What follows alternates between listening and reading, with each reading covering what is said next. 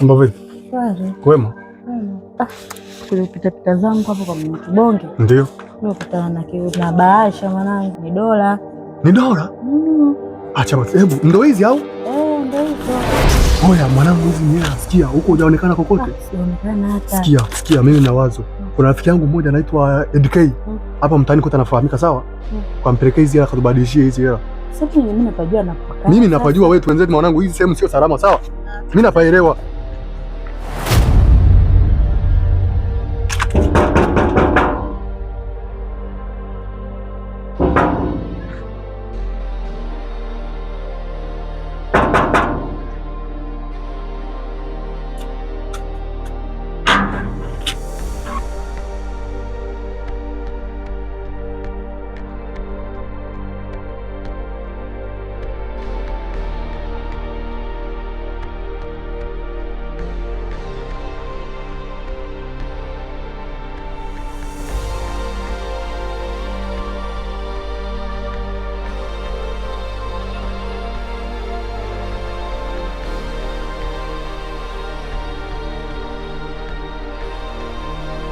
Sasa karibu sana.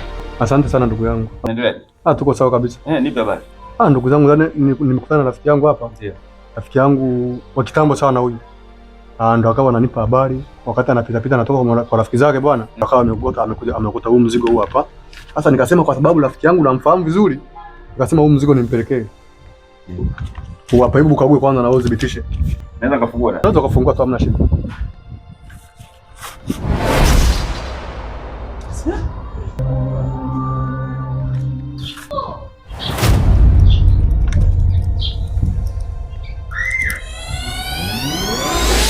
Nasema kazipata wapi? Wakati anatoka kwa rafiki zake. Ameniambia ameziokota hapo, yani hapo kwenye kona hapo. Si ndio hivyo? Mlikuwa mnataka vipi? Tunataka utubadilishie, yani utupe za Tanzania ubaki na hizo. Wewe si ndio mambo yako haya? Yangu wewe tajiri mwanangu, mimi nakukubali sana. Haina shida, hilo swala kwangu dogo sana. Lakini sasa hizi pesa ni ndogo sana. Hapa hizi ni dola 100. Dola 100 hizi nikizihesabu hapa haraka tunafika kama 100. Sababu vizuri boss, ni nyingi hiyo. Hesabu vizuri, mimi naelewa hii kazi yangu. Nimefanya muda mrefu sana. Sawa. Nimefanya miaka mingi sana. Sawa. Wewe unaelewa hapa, nishajua hizi ni jambo gani. Kwa hesabu za haraka ni kama milioni 1 thamani yake. Milioni 1? Na hapa nikienda kubadilisha kutoa makato na nini, usafiri, nauli kuenda huko na kurudi. Sawa. Unaweza kupata kwenye 700 hivi. Kama uko tayari na kufanya kazi hii. Basi sawa, tusiende mbali. Tupe tu hiyo hela. Sawa. Mimi nadhani unaweza kunisubiri hapa dakika kadhaa. Sawa. Nikafanye mchakato huu. Salama sana. Nguta. Kumbe upo? Bora umekuja. Sasa kuna pale juu ya kabati kuna pesa pale. Naomba uniletee.